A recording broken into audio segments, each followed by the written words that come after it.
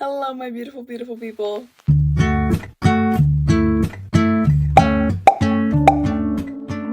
Welcome to my first, essay style video. I don't know, is that what they're called? I have never made videos like this, but I've always wanted to. These are the type of videos that I like to watch on YouTube, so here we are. We're gonna be basically talking about, the current state of the MCU. Is it over? Is it in a flop era? Short answer, no. But we're gonna be discussing the ups and downs, this hit or miss era of the MCU. And today we're specifically going to be talking about the movies of Phase 4 and Phase 5. I have a separate video about TV shows, so let's go.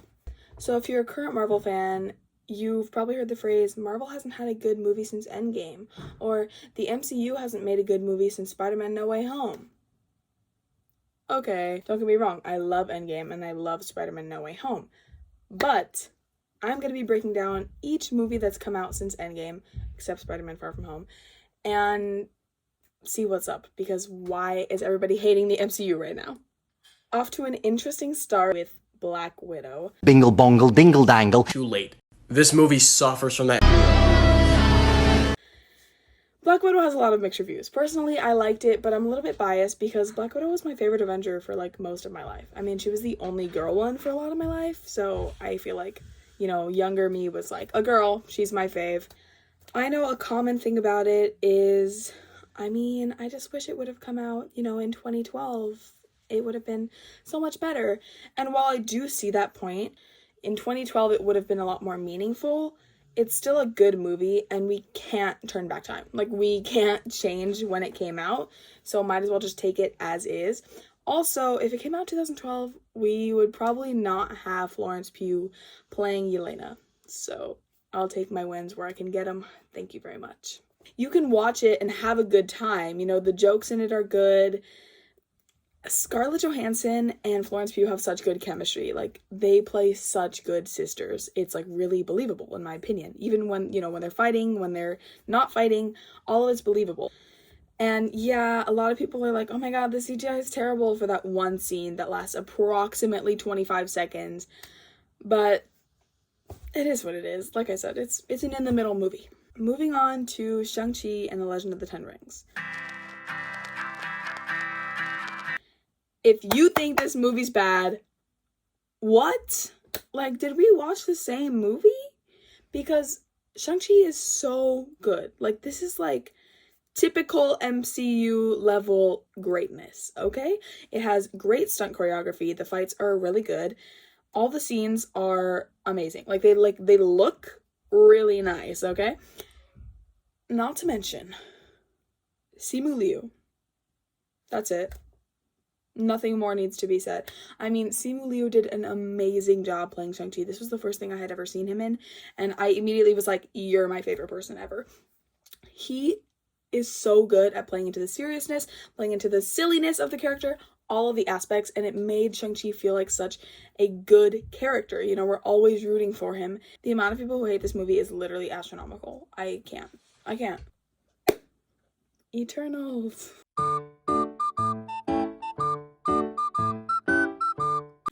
Personally, I really liked Eternals, and I know I'm part of the 3% that liked it.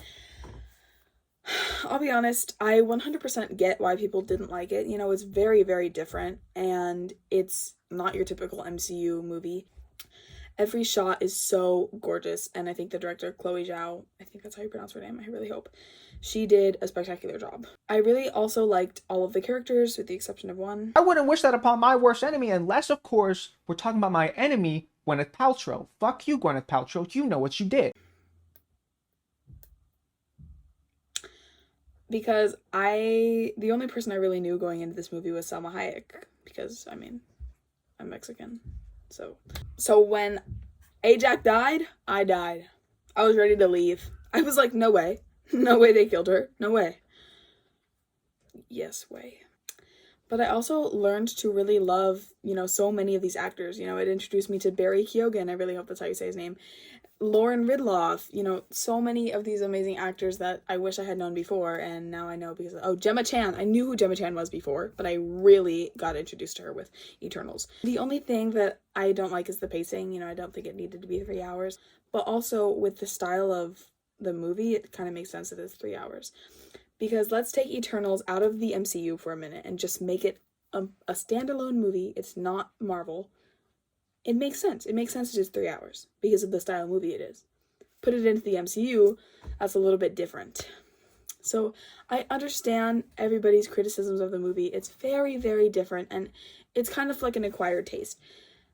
But I'm a little bit afraid because Marvel was kind of branching out and experimenting with Eternals, seeing, if we mess with different genres, different stylistic choices, let's see how the audience reacts. The audience didn't react super well, so I don't think they're going to experiment for a good while. Spider-Man No Way Home. 3, that's a magic number. A lot has been said about Spider-Man No Way Home. Pretty much everything that needs to be said, so I'm going to keep this nice and brief. There are typically 2 types of people when it comes to Spider-Man No Way Home. Typically, not always, okay? There's Spider-Man No Way Home was just fan service and it was bad. And then there's, oh my god, the MCU hasn't made a good movie since Spider-Man No Way Home. Spider-Man No Way Home on top. Both of those, no. I loved Spider-Man No Way Home, but it was fan service. Like, let's be for real, okay?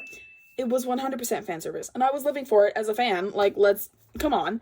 For example, I pretty much knew that Andrew and Toby were coming back. I mean, come on, I was active on Twitter. So when I saw them, it wasn't surprising, but I was still living it up. I grew up with both of them as Spider-Man, so seeing them with Tom Holland, I was like, I love you guys. Those are my boys. So that was really exciting. And then, Matt Murdock, I'm a huge Daredevil fan. I had no idea he was going to be in that movie. I was the only person in my theater who, showed excitement when he came on screen. It was, Matt Murdock, and I was like, I'm looking around. Everybody's like, who is that? What? I really enjoyed it. It was fan service, and as a fan, I was serviced. But, that being said, I also know that it's basically a ripoff of Into the Spider-Verse, which is my favorite movie. One of my favorite movies of all time, by the way, right there. And second of all it did at the end of the day was make Doctor Strange cast a spell that messed with the multiverse and made Peter alone. Who's Peter?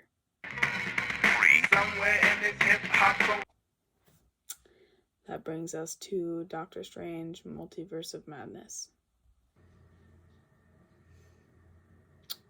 So, I have a lot of feelings about Doctor Strange Multiverse of Madness, and I've expressed a lot of them on the internet in the past. I have been the biggest America Chavez stan for, ever. I love the Young Avengers comics. I've read all of them, and I've read all of America's comics. So, I was super excited for her to join the MCU.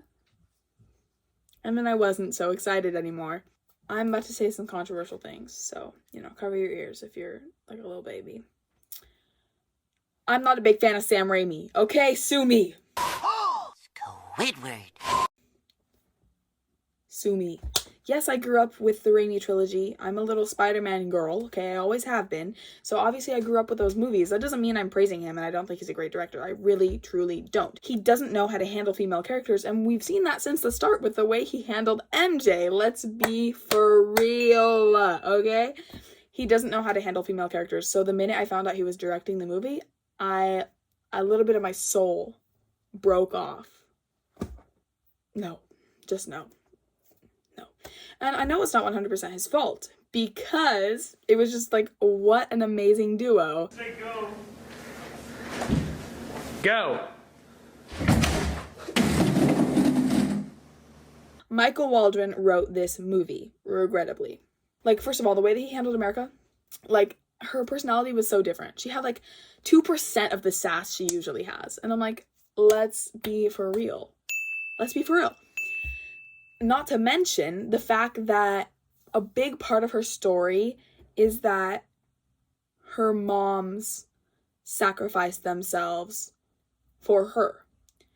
And then in the movie, they were like, oh no, her moms, went away because she was afraid of a bee. But it's okay, because now she has a father figure.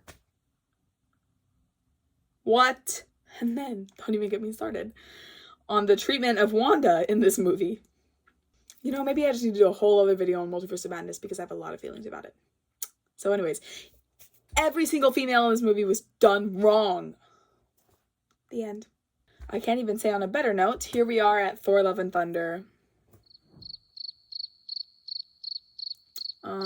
I saw Thor Love and Thunder opening night, as I do with most Marvel movies, and I was really excited because if you couldn't tell by my username, Agent Starmora, or if you just don't know me at all, I have two favorite things in the whole world, not even my two favorite Marvel things. My two favorite things in the world are Agents of S.H.I.E.L.D. and Guardians of the Galaxy. They're kind of all over the place, so Agents of S.H.I.E.L.D., Guardians of the Galaxy. So when the Guardians were in this movie, I was like, I am about to be fed. Like, I'm about to be fed so much Guardians content. And, you know, I love the Thor characters, but I love the Guardians characters even more. So I was like, this is about to be great. And then they left in the first 15 minutes. What? And, like, I had such high hopes because I love Taika Waititi. Saved Thor with Thor Ragnarok. I mean, Thor Ragnarok is not only one of my favorite MCU movies, but one of the best MCU movies. Let's be for real. He literally saved it with his humor and his creativity, and then he just kind of missed the mark with this one. It was like he tried to do Ragnarok better and failed miserably. No hate to Taika Waititi at all. I love him. I've seen majority of the things that he's directed, and he directed one of my favorite movies of all time, Jojo Rabbit, so I love Taika, but this movie just didn't hit. Every joke in Thor Ragnarok was natural, and that's what was so funny about it. Whereas every joke in Thor Love and Thunder was like, here's a joke, laugh, and that's not funny. And I still can't get over the fact that the Guardians were in like most of the trailer, and then we're like, bye. You guys wasted a movie on their contract for this? Lots of feelings. But I would say my one highlight of it was it looked good. I like the black and white scenes. They looked good. I think they could have done so much better, you know, with Gore as a villain. Like, we could have had such a good story. Oh my god, actually, I take it back. My favorite thing about the movie was Chris Hemsworth's daughter being in it. She is so adorable. She's so adorable. They're so cute. Which brings us to the holy grail of Phase 4 movies. Black Panther Wakanda Forever. Black Panther Wakanda Forever was just nothing short of a spectacular movie. I'm not going to spend forever talking about it because I actually have a pretty in-depth video on my TikTok in my draft, so I might just post that. But it was just nothing short of spectacular. I loved it so much. First of all, I was crying like every 5 minutes. Like, I wasn't good. I wasn't okay.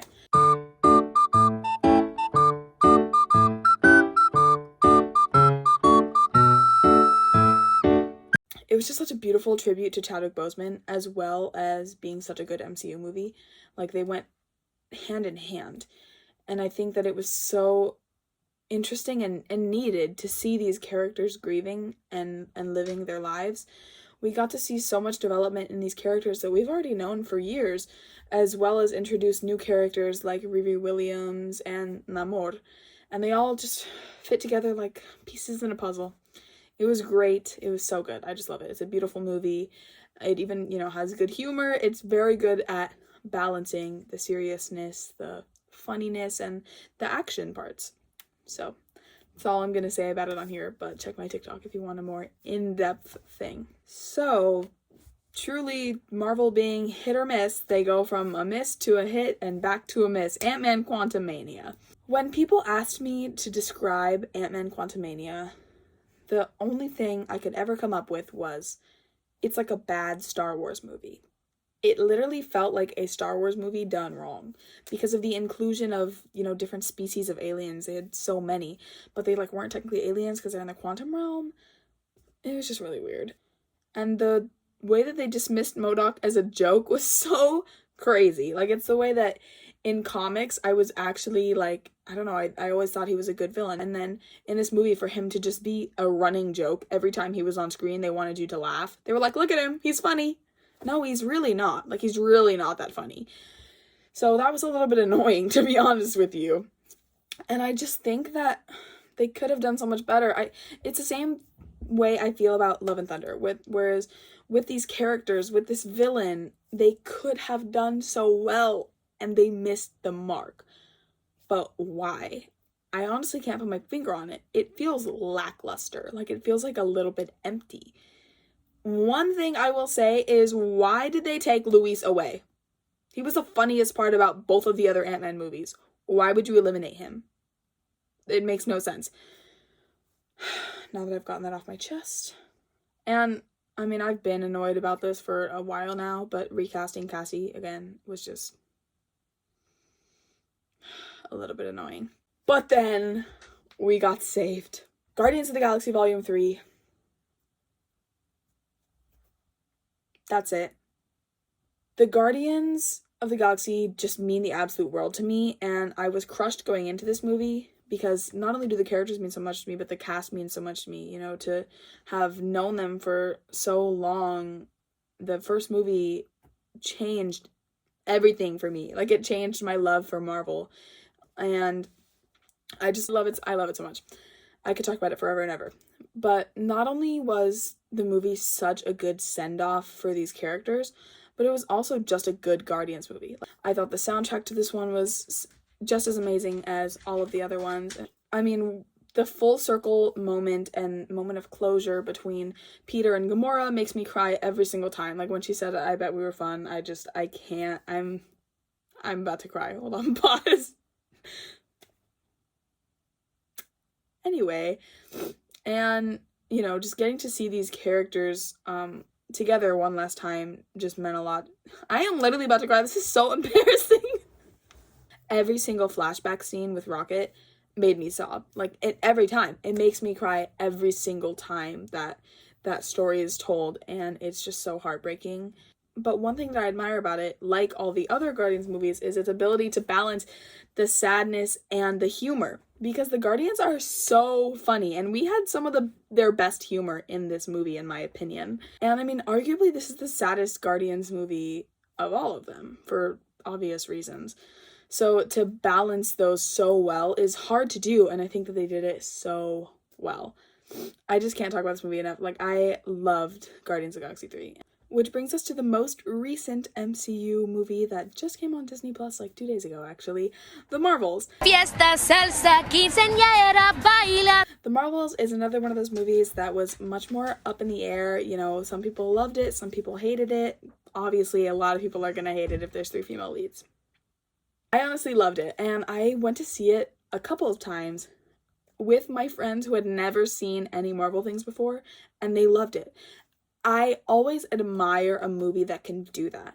A movie that can make the audience invested even when they know nothing about these characters previously. And I think the Marvels did that so well. They gave enough of Carol's backstory to where even if you didn't see the first one, which if you didn't, what are you doing? But even if you didn't see the first one, you understood her character and why she is the way she is. Even if you didn't watch Miss Marvel, which again, if you didn't, why? You understood her. I was so happy for Kamala's film debut. I am like one of Kamala Khan's biggest fans. I have been for years. I've read every single Miss Marvel comic ever and most of the Champions ones. And I love Kamala so much. I was so excited when I heard she was joining the MCU, and Iman Vellani plays her so incredibly well. Between Brie Larson, Iman Vellani, and Tiana Paris, all 3 of them, first of all, had amazing chemistry together. And second of all, just really brought these characters to life in the best possible way. Also, the dance sequence, the song, the number, like, are you kidding me? Previous theater kid here, obviously. What? Like, that was amazing. The whole movie was so good. And it had such good jokes. Like, it wasn't... I feel like one of the most recent problems in the MCU was that they're like, here's the joke, laugh, it's funny. But that's not what the Marvels did, at least most of the time. And it did a good job of setting up the future of the MCU. I'm not gonna spoil anything if you haven't seen it yet, but if you haven't, it's on Disney Plus right now and you should totally see it. So after evaluating all of the movies since Endgame... Spider-Man's real name is... But your lovers stay my age. What the... Except that one. I feel like the best way I can describe this haze that we're in is that we're in a hit or miss era. Almost every single movie of Phase 4 and 5 has either been so good or missing the mark. Like, it's not even that they're bad movies, except for maybe Multiverse of Madness, they're just a little bit lackluster. They could be so good, but they're missing some key elements that could make them so good. So no, I don't think Marvel is over. I don't think they're in their flop era, because how could you possibly make movies like Shang-Chi, Guardians of the Galaxy 3, Black Panther Wakanda Forever? How could you make those in a flop era? Answer, you can't. So yeah. Anyways, that was basically my little recap of the MCU and this little hit or miss era that we're in. When are we going to leave this era, Marvel? I'm asking as a fan, because I need it to be nothing but hits, guys. No misses, okay? No misses. And like, bring Daisy Johnson back while you're at it. Please, I love you. Thank you. Anyways, that's it for today. Thank you so much for watching this video. If you watched till the end, I literally love you so much. And if you're already here, you know, hit the subscribe button if you haven't already. Hopefully I'm gonna make more essay videos, because this was a lot of fun and I love talking about things that I love, such as Marvel. So if you have any more video ideas for me, please comment them below and comment what you think of this weird era that we're in with phase 4 and 5 of the MCU. Bye, love you. Marvel hasn't had a good game. And sorry, there's like a piece of dust. What? Moving on. English is escaping me right now. Hit or miss. I guess they never miss, huh? Kevin Feige, stop being afraid of Inhumans. Bring them into the MCU. Please. Even like, hold on, let me compose myself. Spider-Man. So anyways, hello? He was like, WandaVision? No, I think I'm just gonna kill her. Like, what? Whoa, hold on.